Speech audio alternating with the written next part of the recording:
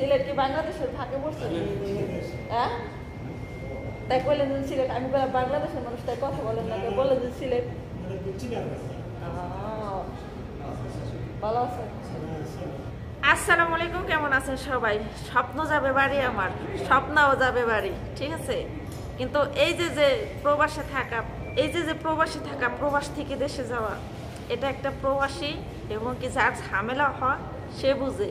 এই এয়ারপোর্টে এসে আমার পায়ের নিচের মাটি সরে গেছে, ঠিক আছে। আমার বুকের ভিতরে কাঁপতেছে, আমি কথা বলতে পারতেছি না। আমি ভাবছিলাম হয়তো এ সফরেও আমার যাওয়া হচ্ছে না। ব্যাগপত্র নিয়ে এয়ারপোর্টে আসছি যে তোমার পাসপোর্টের মেয়াদ নাই, তুমি যাইতে পারবে না।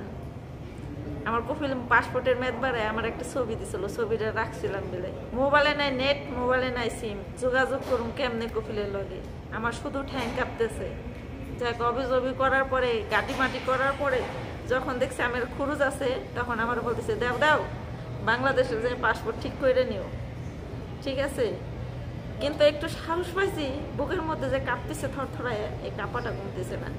আমি বাসায় থেকে আসুম 7টা বাজে বেরোম, আমার বেলা 5টা বাজে আমি গোসল করে বইছি। আমার বরকাটা পড়ার সময় দেয় না কপিলের বাপে। তারা কইছে 7টা বাজে যাবো, হ্যাঁ মনে করছে 7টা বাজে বিমান যাইব। সে আমার আগবেলা নিয়ে আসছে, আগবেলা আইনেও ভালো করছে। এই ঝামেলার মধ্যে পড়ছিলাম, 2 কিলো মাল বেশি হয়েছে একটা লাখিসের মধ্যে। আমার হে 2 কিলো মালের জন্য 200 রিয়াল আমাকে দিতে হবে। আশেপাশে অনেক মানুষ, 3-4 ঘন্টা একবেলা এসে এয়ারপোর্টে বসে রয়েছি, তাতে সমস্যা নেই। বাঙালি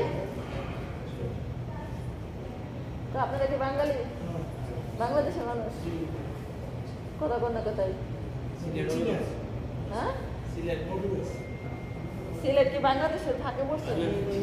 হ্যাঁ, তাই বললেন যে সিলেট। আমি বললাম বাংলাদেশের মানুষ, তাই কথা বলেন না, বললেন যে সিলেট। ভালো আছেন? যেতে যাবেন একসাথে ফ্লাইট, তাহলে সঙ্গী দুজন পাইলাম। আমিও যাচ্ছি আপনাদের সাথে ওই এক সময় 1:30-এ। হ্যাঁ, জীবনে যাই করেন, যতবার আপনি সামনে আগাইতে যাবেন, আপনার টাকা থাক পয়সা থাক, ঝামেলা একটা জিনিস আপনার সামনে এসে পড়বো। আর এইগুলো মোকাবেলা করে যে চলতে পারবে, আমি মনে করি সে বড় ফাইটার। জীবনের সাথে যুদ্ধ করতে করতে এই পর্যন্ত আসছি, এখনো যুদ্ধ করছি, বাকিটা জীবন করতে হবে। প্রস্তুত। যখন আমাকে এয়ারপোর্ট থেকে বলা হয়েছে তোমার পাসপোর্ট এক্সপায়ার, ডেট শেষ, তখন তো আমি হা হয়ে গেছি।